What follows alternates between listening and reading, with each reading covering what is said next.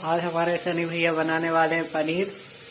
ये रखा हुआ है आपका कटा हुआ टमाटर, ये मसाला, ये बॉयल और फ्राई पनीर है। ये आप क्या डाल रहे हैं? ये डल चुका है 1 स्पून घी।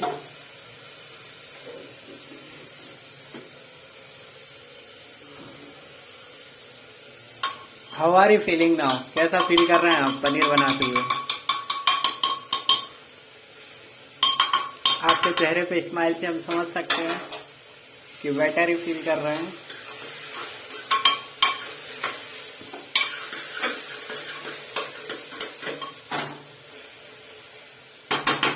दूसरा के परिवार के नए बावर्ची HM किया हुआ, without HM, sorry without HM।